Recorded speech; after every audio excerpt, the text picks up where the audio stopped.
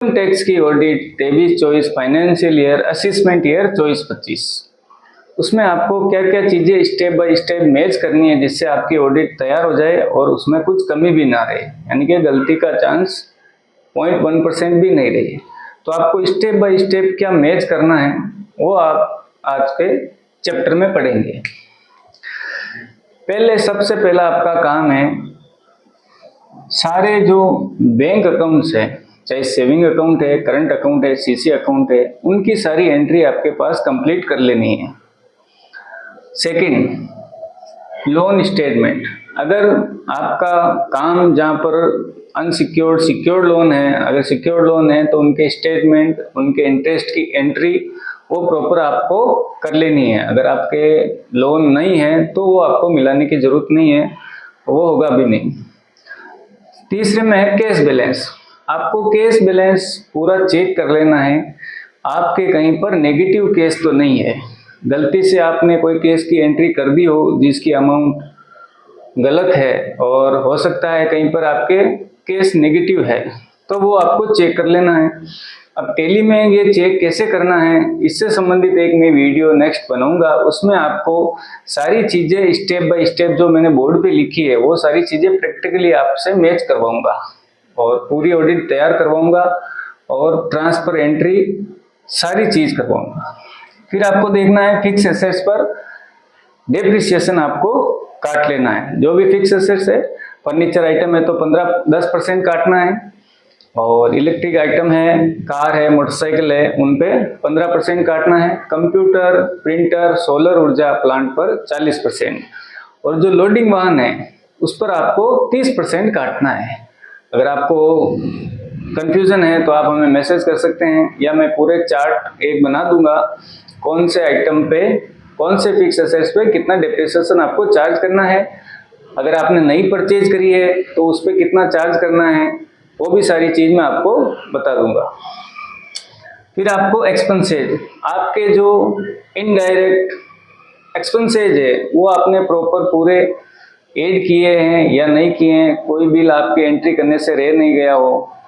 जैसे March month का bill है वो पेंडिंग रह जाता है ज़्यादातर, कि मार्च मंथ का जैसे वाटर का बिल है तो खर्चा तो उसी साल का है तो मार्च में एंट्री करनी पड़ेगी। अगर आपने पैसे नहीं चुकाए तो वो क्रेडिटर में खड़ा हो जाएगा, लेकिन उसकी खर्चे की एंट्री करनी है। जैसे सैलरी, आपने सैलरी स्टॉक को दी नहीं है और खर्चा तो मार्च के मंथ का है तो उसी साल में उसी मंथ में आपको शो करना पड़ेगा, उसकी एक जनरल एंट्री करनी होगी। तो आपने चुका ही नहीं है, सैलरी अकाउंट आपको डेबिट करना है, और जिसकी ड्यू है अभी देनी बाकी है उसको प्रोविजन में आपको अंडर में प्रोविजन में रखना है, बैलेंस शीट में उसको खड़ा करना है।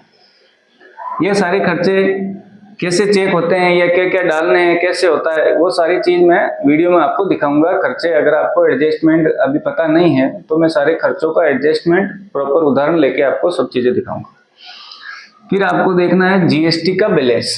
जीएसटी पोर्टल पर आपके सीजीएसटी, एसजीएसटी, आईजीएसटी का बैलेंस क्या है, और आपके बुक्स में, चाहे आप टेली में काम कर रहे हो, अदर सॉफ्टवेयर में कर रहे हो, मैनुअल कर रहे हो, आपके बैलेंस क्या आ रहा है वो बैलेंस आपके मैच होना चाहिए। अगर आपके पैसों का फर्क है या राउंड ऑफ, अगर आपकी जीएसटी पेड करते हैं तो राउंड ऑफ का फर्क आता है, यानी आपने 50 पैसे हैं और वहां हो सकता है आपने पूरा 1 रुपया भरा हो, 2-3 रुपए का डिफरेंस है तो आपको जनरल एंट्री कर लेनी है, उसको आपको राउंड ऑफ में डाल देना है।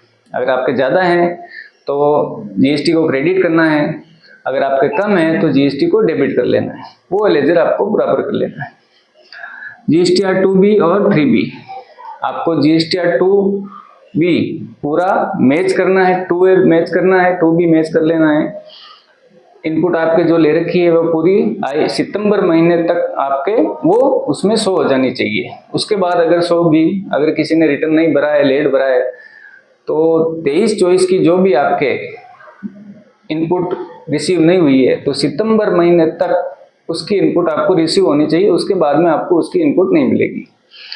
3B, आपने जो रिटर्न फाइल किए हैं जीएसटी पोर्टल पे, जो टोटल सेल है और आपके बुक्स में सेल है, आपके टेली में या अदर सॉफ्टवेयर में, उसकी 3B की सेल मैच करनी है, उसमें कोई फर्क तो नहीं हो सकता। आप काम करते वक्त अगर आपके एंट्री किसी एंट्री में कुछ छेड़छाड़ हो जाए डिलीट हो जाए, कम हो जाए, ज़्यादा है, तो GSTR 3B और GSTR 1 दोनों आपको GST पोर्टल से सेव करके ईयरली वो मैच कर लेना है, उसमें फ़र्क नहीं रहना चाहिए।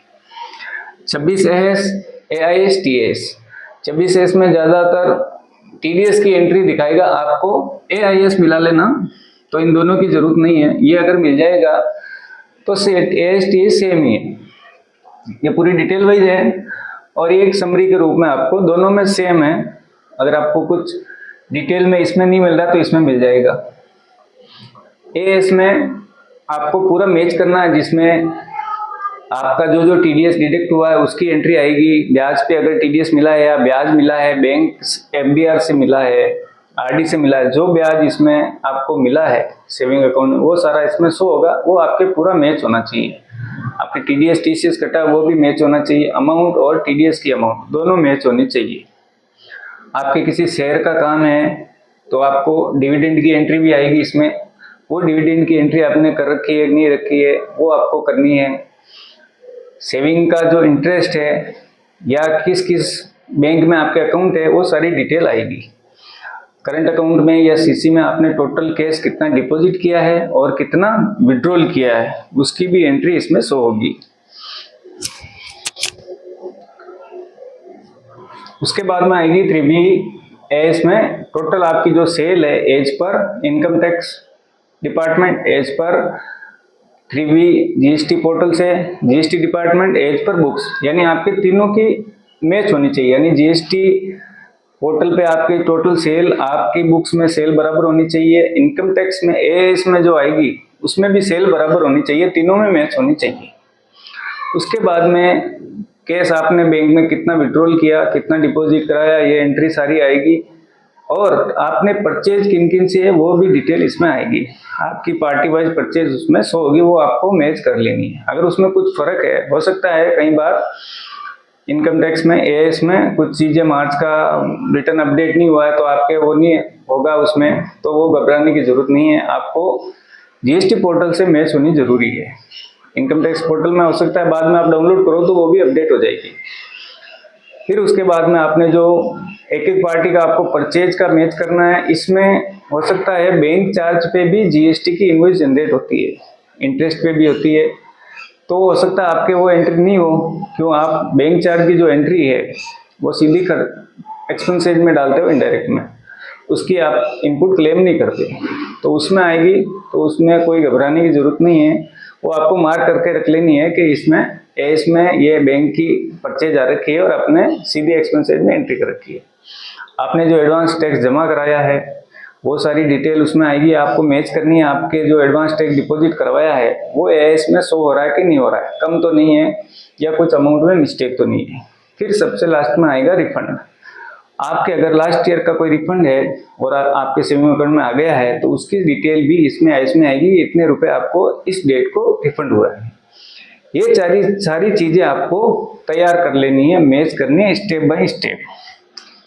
TDS TCS हो गया, profit transfer to capital account, ये सारी चीजें जब मैच हो जाएगी तो लास्ट में जो प्रॉफिट बचता है उसकी एक जनरल एंट्री करनी होगी आपको, profit and loss account debit to capital account. फिर आपकी ये प्रॉफिट एंड लॉस और बैलेंस शीट पूरी ऑडिट के लिए तैयार है, उसमें किसी भी तरह की कोई भी मिस्टेक नहीं है। अब सारा प्रैक्टिकल में एक फर्म की कल ऑडिट करूंगा, स्टेप बाय स्टेप में जो उसमें मैच करूंगा वो उसका वीडियो मैं पूरा आपके इस चैनल पे डाल दूंगा, उसमें आप देख सकते हैं मैंने किस तरह ऑडिट को तैयार किया है, स्टेप कहाँ से स्टार्ट करके लास्ट एंड तक उसकी एडिट में तैयार करूंगा। कल उसका वीडियो आपको मिल जाएगा। अगर आपको हमारी चीज़ें अच्छी लगती है तो हमारे चैनल को आप सब्सक्राइब करें, फॉलो करें। आपके एक लाइक से, कमेंट से हमें बहुत हिम्मत मिलती है। आपको चीज़ अच्छी लगे तो दूसरों को शेयर भी करें। आपके छोटे से लाइक, शेयर, कमेंट से हमें बहुत हिम्मत मिलती है और भी आगे काम करने की। धन्यवाद।